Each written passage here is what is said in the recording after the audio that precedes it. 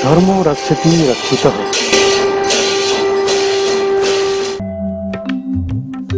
श्री कृष्ण के जन्म की रोचक कथा।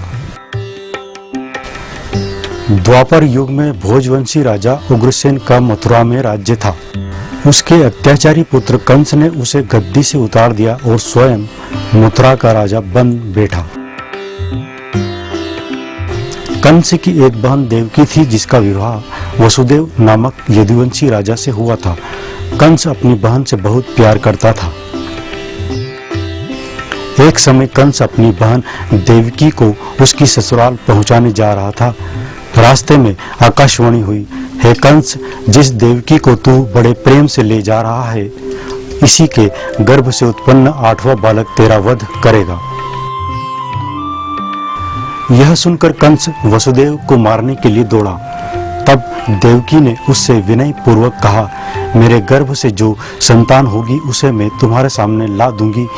बहनों को मारने से क्या लाभ है। कंस ने देवकी की बात मान ली और मथुरा वापस चला आया।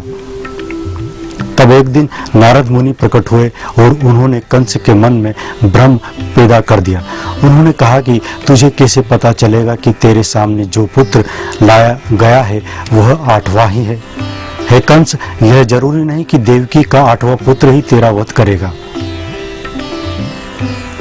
नारद की यह बात सुनकर कंस ने वसुदेव और देवकी को कारागृह में डाल दिया। वसुदेव देवकी के एक एक करके 7 बच्चे हुए और 7 को जन्म लेते ही कंस ने मार डाला। और अब 8वां बच्चा पैदा होने वाला था तो कारागार में पहरे सख्त कर दिए। उस समय भगवान विष्णु ने योग माया के साथ मिलकर वसुदेव देवकी के 8वें बच्चे की रक्षा का उपाय रचा।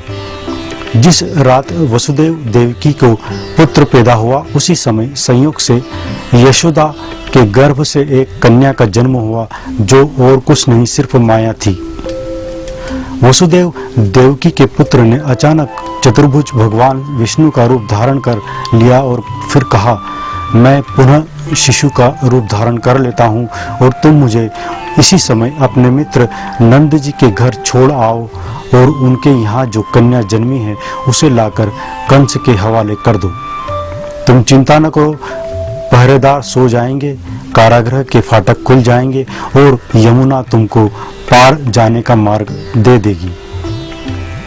वसुदेव ने प्रभु की बात सुनकर तुरंत ही शिशु रूप श्री कृष्ण को सूप में रखकर कारागृह से निकल पड़े और अथाह यमुना को पार कर नंद जी के घर पहुंचे। वहां उन्होंने नवजात शिशु को यशोदा के साथ सुला दिया और कन्या को लेकर मथुरा आ गए। कारागृह के फाटक पूर्ववत बंद हो गए। तब कंस को सूचना मिली कि वसुदेव देवकी को 8वां बच्चा पैदा हुआ है। उसने बंदीगृह में जाकर देवकी के हाथ से नवजात कन्या को छीनकर पृथ्वी पर पटक देना चाहा, परंतु वह कन्या आकाश में उड़ गई और वहां से कहा, अरे मूर्ख, मुझे मारने से क्या होगा। तुझे मारने वाला तो जन्म ले चुका है, वह जल्द ही तुझे तेरे पापों का दंड देगा।